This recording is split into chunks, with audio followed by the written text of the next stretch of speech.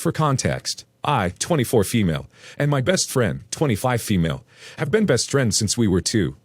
Now, after high school, I decided that I wanted to go and start my own business, so I got a degree in business management while having a small business on the side.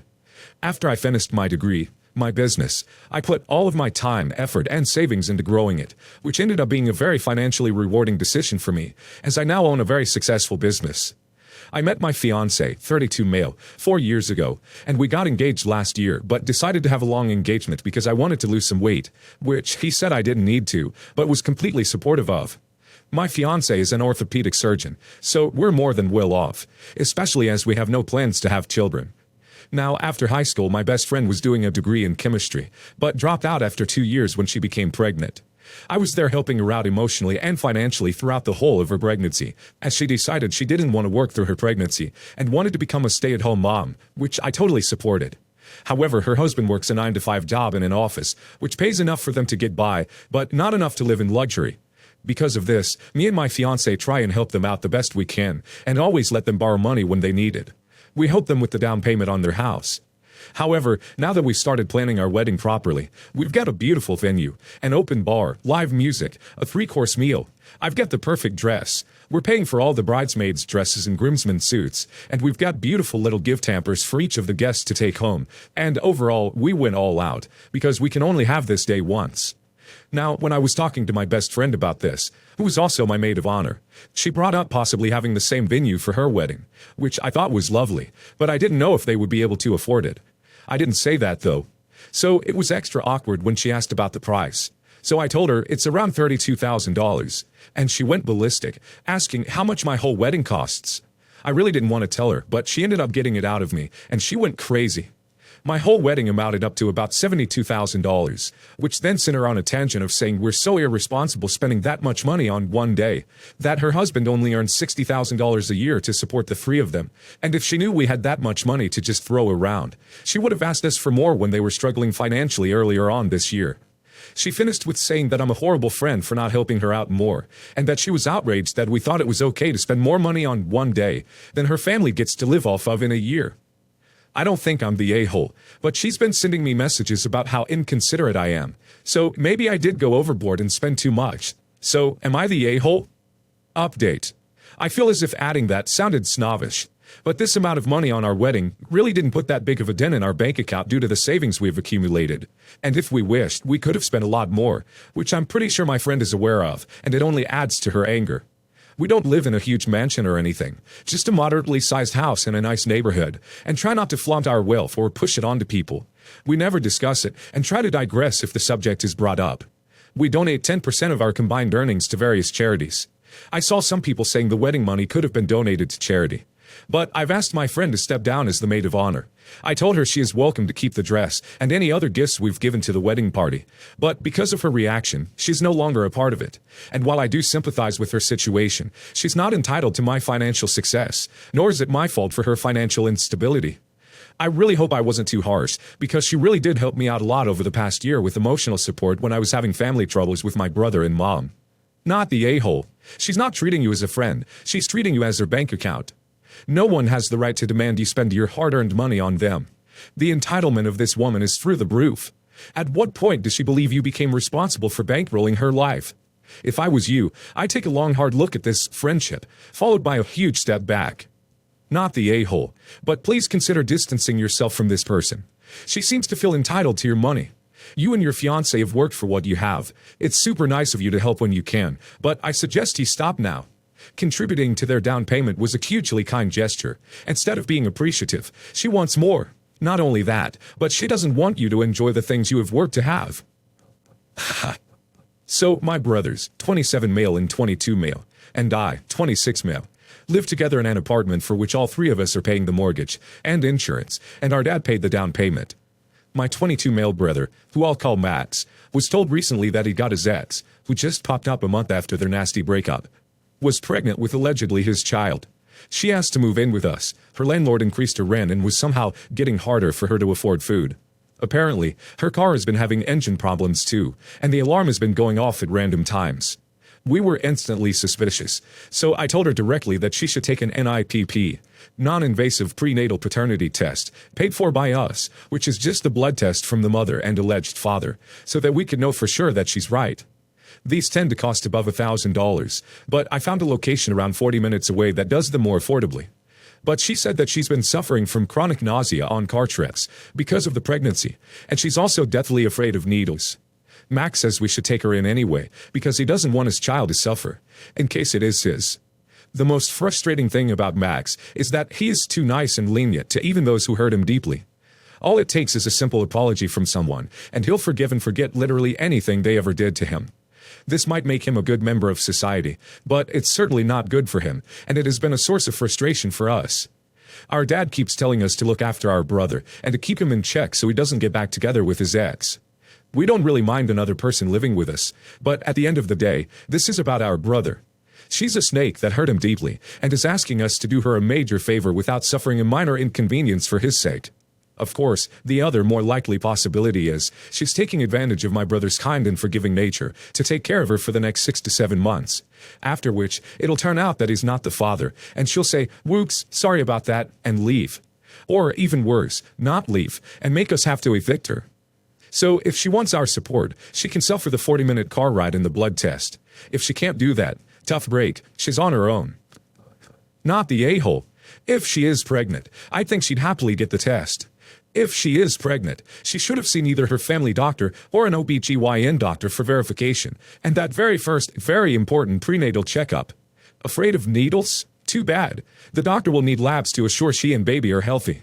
No assistance, no lodging, nothing until she agrees to a paternity test. Not the a-hole. Even if his ex was willing to take the DNA test and prove it's his child, you wouldn't be the a-hole for not wanting her to move in. You signed up for living with your 2 brothers, not his ex and a baby. You've proposed a reasonable compromise. If your brother wants to support her anyway, then he can find his own place to live. It's great to look out for younger siblings, but he's an adult and is responsible for his own choices. Not the a-hole. This is an extremely reasonable request. I think paranoid husbands who want their wives to take paternity tests when there is no particular suspicion of cheating are out of line. But an ex who broke up nasty a month before is a different story. My ex-husband cheated on me with a woman we'll call Violet. This happened numerous times before I finally confronted him, and he admitted they were in love, and that they wanted to be together. But because of our daughter, he felt obligated to me. We ended our marriage and split custody of our daughter. Violet and my ex never married, but she became pretty much like a stepmom figure in my daughter's life. They lived together, to the point where I know Violet loves her like a daughter. Which I am fine with. My daughter having many people that loves her is a good thing. 4 years ago, my ex-husband passed away when my daughter was 7. Violet by her side was a huge help, because she was part of her father's life. Despite the awkwardness and me not really wanting to be around this woman, I sucked it up for my daughter's sake. We did some activities together and she's remained in my daughter's life, taking her out and keeping her at the house she once shared with my ex. Again, I know it helps. I also got her therapy during this time. There were a few times I felt Violet overstepped, and I would be careful about talking to her, because I didn't want to hurt feelings, and I knew it was tricky. Now my daughter is 11. Recently I got a job offer out of state. I have much more family in this area, and it's a more lucrative offer. I know it'll be an adjustment for my daughter, but she's excited to move and make new friends, especially as she'll be starting middle school anyway, so she'd be starting fresh at a new school. I plan to bring her back at some holidays or some random dates to where we currently live, but nothing set in stone. When I told Violet this, she asked if I would be willing to do a custody arrangement of sorts. She wants to take my daughter 1 weekend a month. She'll come and get her, and for a few weeks every summer. I was turned off by this and told her no. I said we'd be back to visit. She said I didn't get how close they had become. I reminded her that while I appreciate that, I don't want to agree to anything permanent. She got really hurt and said this isn't what my ex would have wanted. Am I being an a-hole here? Not the a-hole. Do not put anything in writing getting anyone custody of your daughter. She can still be a part of your daughter's life. She doesn't meet a set schedule. She's overstepping for even asking. Not the a-hole, because you're proposing to go no contact. She's not a parent so much as a much-beloved aunt. You can call her regularly or let them email back and forth, but you don't have a normal obligation to ship the kid off with someone like that. Not the a-hole. That's a bold move by the homewrecker to ask pressure for custody, even partial or limited legal rights to the daughter of the woman whose husband she cheated with. That's a set of steel entitlement balls. Asking to see the daughter is one thing, but asking for actual custody? Bold. My stepmother. I use the term just for here, but to me she's the woman my dad is married to. Has always wanted a daughter. She has 4 boys with my dad. She was dad's wife to me and my sister. We lost our mom very young, but neither of us were willing to have a second mom. We were both clear about this from the jump. This bothered her, but she decided she would just have babies with dad and get as many daughters as she could.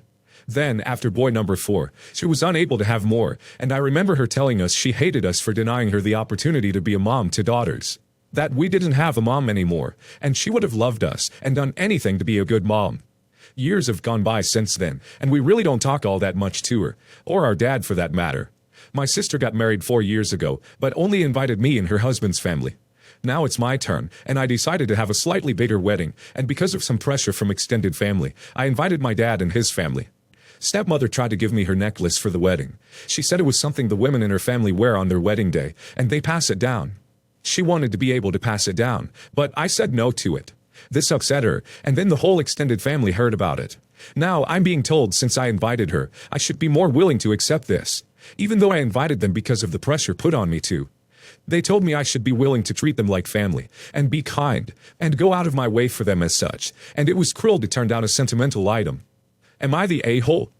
So not the a-hole. She can't suddenly pretend like you were close, and neither can anyone else. If she wants to hand it down, she can hand it down to one of the women her sons are marrying, if they marry women. You're not obligated to do anything you don't want to do on your wedding day. Not the a-hole. Her poor sons. You invited your father and his wife as a courtesy. They do not get to lay claim on traditions in your wedding when they are there as a courtesy. You're doing the right thing by setting this boundary, as, clearly, your father's wife is once again trying to step into the mother role you and your sister have said you were uncomfortable giving her. Familial jewelry is not something to expect from a wedding guest, and that's all she is, unless she keeps up this behavior, in which case I suggest you disinvite her. Your wedding is not the time to be trying to keep other people happy at your own expense. Not the a-hole. She flat out said she hated you and your sister for denying her the right to be a mom to daughters. Sorry, but not sorry. She can pass that necklace down to a future daughter-in-law. My fiancé and I have known each other for 14 years. Almost half of our lives, really. We dated on and off in between those years. I never stopped loving her. When she was 24, she got married to her boyfriend of 1 year, this great guy who she seemed to be really in love with. Of course, I was devastated, because I always thought she'd end up with me. Nevertheless, she invited me to the wedding as a close friend, and I attended. The wedding was a small, intimate occasion. She was so emotional during the vows. She was crying all these happy tears. I still remember how she looked at him, like he was the only person in the world. I remember thinking that she used to look at me that way. The whole day was really bittersweet. I was genuinely happy to see she had found love and happiness. It didn't last, though. They were in a car accident just a month after the wedding, and he died at the scene. She became a widow at just 24. Then, 2 years later, we rekindled our relationship. We got engaged a couple of months ago and are getting married in the spring. Yesterday I went into her office, where she keeps her wedding mood board, for something unrelated, and noticed that she had pinned a cropped picture of her outfit at her first wedding under the headline, Jewelry. She was wearing this diamond necklace with matching earrings. It really didn't sit right with me, so I asked her about it. She said that, yes, she was planning on wearing that set of jewelry as part of her reception outfit, not ceremony, because it just looks better with the dress. I told her that out of all the jewelry she owns, why she has to pick the one she wore at her first wedding. She gave me the same "it fits better" excuse. Am I the a-hole if I put my foot down on this? It really bothers me knowing that there's this connection between her first wedding and our wedding. Edit. She is 29 now. It's been 5 years since her first wedding. We started dating 2.5 years ago. Gentle yes, the a-hole. I don't think she's wrong to want to wear jewelry from her first wedding to her second one. If she was divorced, I'd say that was a little odd, and you might be right to have a problem with it. But she may just be trying to bring the memory of someone she loved and lost with her on this new journey by wearing the same jewelry. It doesn't mean she doesn't love you. You do sound a little jealous of a man who's dead and gone. Might want to work on that. Yes, the a-hole. If it was a divorce and you were worried she still had feelings for the guy, I could see where you're coming from. But the fact that he died a month after they were married, I feel so bad for her. If I had to guess, it's a way of kind of holding on to the memory of him because he was taken so tragically. It's not like you're competing with this guy. He's dead. I really hope you don't confront her about this in the same cold way you're coming across here. You sound better about their whole relationship. Don't take your anger out of not having her sooner out on him or on her.